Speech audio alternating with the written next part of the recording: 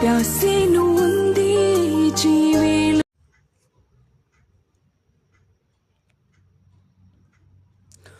हाँ, hallelujah, God bless you.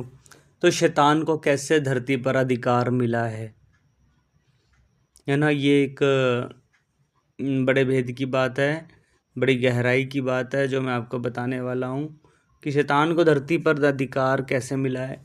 लूका 4:6 में वो क्या कहता है, उसने कहा मैं इस सब अधिकार, इनका वैभव तुझे दूंगा क्योंकि वह मुझे सौंपा गया है और जिसे मैं चाहता हूँ उसे को दे देता हूँ। तो हाउ डिड शैतान gain power over the earth. शैतान लूसीफर इब्लिस जो सारे संसार का भरमाने वाला है, इस पृथ्वी पर की सब जातियों पर कैसे और क्यों वो अधिकार रखता है, कैसे मिला है। तो उसके पीछे 2 कारण होते हैं। नंबर 1 पाप, नंबर 2 जादू टोना। तो नंबर 1 है पाप।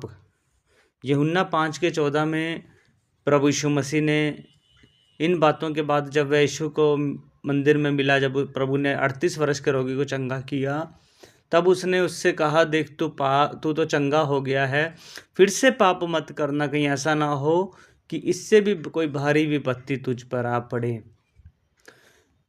तो पाप को परमेश्वर ने 38 वर्ष के रोगी को दोबारा करने मना किया। मतलब वो पाप अगर दोबारा करेगा, अगर वो पाप क्षमा हो गया, चंगा हो गया, क्योंकि पाप के कारण उसका शरीर गल गया था, कोढ़ हो गया था, उसकी सारी शरीर में जो था घाव थे, समस्या थी, चमड़ी का रोग था, स्किन प्रॉब्लम था। तो पाप के कारण वो दवाइयाँ उस पर काम नहीं कर रही थी, मेडिकल साइंस फेल हो गई थी, तो वो पाप ने उसकी हालत बुरी कर दी थी। तो इसलिए पाप की परिभाषा को हमें समझना है कि पाप की परिभाषा क्या है। परमेश्वर की आज्ञा ना मानना ही पाप है। तो जब तक मनुष्य पाप के प्रति गंभीर नहीं है तो वह अपने जीवन में दुख और निराशा को देखता रहेगा। मनुष्य जाति पर पाप के द्वारा शैतान को अधिकार मिला है। जब आदम ने परमेश्वर की आज्ञा नहीं मानी तो आदम को बुरी शक्तियों के वश में कर दिया गया था। वह परमेश्वर की ओर से श्रापित हुए थे। आदम और हव्वा को श्राप किसने दिया? परमेश्वर ने। जब उसने पाप किया, उसने आज्ञा नहीं मानी, है ना, तो उनके जीवन में दुख आया कि तू दुख भरी रोटी खाएगा, है ना, माथे के पसीने की रोटी खाया करेगा। जैसा आज भी मनुष्य दुख भरी रोटी खाता है, सारा दिन भर काम करता है, रोटी कपड़ा मकान के लिए। इसलिए मनुष्य आज भी दुख भरी रोटी खाता है। आज हम सोचते हैं कि शैतान ने ऐसा कर दिया, शैतान ने वैसा कर दिया, है ना, शैतान की दोष लगाते हैं। परंतु जब तक मनुष्य अपने अंदर नहीं झांकेगा, वो अपना पाप नहीं देखेगा और सर्वशक्तिमान की आज्ञा को नहीं मानता वह, है ना, तो वह शैतान की मार से बच नहीं सकता, क्योंकि पाप के कारण उसे अधिकार मिलता है। इसलिए लिखा है कि जो परमेश्वर के पवित्र बाड़े को तोड़ेगा, सांप उसे डंक मारेगा। मतलब कोई उसके डंक से बच नहीं सकता, क्योंकि ये परमेश्वर की ओर से हो रहा है। ये सृष्टिकर्ता का नियम है, ये सर्वशक्तिमान का नियम, अटल नियम है जो टल नहीं सकता।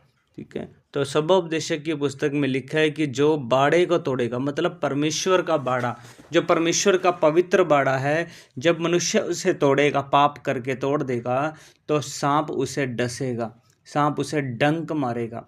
ठीक है, फिर आता है जादू टोना। तो प्रकाशित वाक्य 18:23 में लिखा है, दिया का उजाला फिर तुझ में न चमकेगा, दूल्हे और दुल्हन का शब्द फिर तुझे कभी सुनाई ना देगा, क्योंकि तेरे व्यापारी पृथ्वी के प्रधान थे और तेरे टोने से सब जातियां भरमाई गई थी। तो स्पष्ट लिखा है कि शैतान के विषय में कि ऐसा लिखा है कि उसके टोने से सब जातियां भरमाई गई थी। वे अपने जादू टोने की शक्ति के द्वारा मनुष्य को अपने वश में करता है। मनुष्य पर जब वह जादू टोने के तीर फेंकता है तो उसकी बुद्धि बिगड़ जाती है, उसकी बुद्धि काम नहीं करती है। लूसीफर अपनी शक्ति का, वो अपने अभिषेक का गलत इस्तेमाल करता है। तो गलत इस्तेमाल करके मनुष्य जाति पर बीमारी, कर्ज और नशे में उनको डाल देता है। वे अपने तंत्र मंत्र के द्वारा सब प्रकार के लोगों को अपने भयानक जाल में फंसा लेता है, जिसमें फंसकर मनुष्य सारी जिंदगी निकल नहीं सकता। जब तक इस प्रभु यीशु मसीह का अनुग्रह और दया उस पर मनुष्य पर ना होगा, वह उस शैतान के जाल से, उसके भयंकर जाल से वो बाहर नहीं आ सकते हैं। तो प्रकाशित वाक्य 12:9 में लिखा है, वह बड़ा अजगर अर्थात वही पुराना सांप जो इब्लिस और शैतान कहलाता है और सारे संसार का, पूरी दुनिया का, जो संसार का भरमाने वाला है, पृथ्वी पर गिरा दिया गया और उसके दूत उसके साथ गिरा दिए गए। कहाँ पर गिरा दिया गया? पृथ्वी पर गिरा दिया गया, धरती पर गिरा दिया गया और उसके दूत भी उसके साथ गिरा दिए। तो धरती पर लूसीफर की सेना काम कर रही है, उसके दूत काम कर रहे हैं। तो वो कैसे काम कर रहे हैं? लोगों को भरमाते हैं, पाप में गिराते हैं, जादू टोने में, व्यभिचार में, ये उनके काम है, शैतान के गंदे काम है।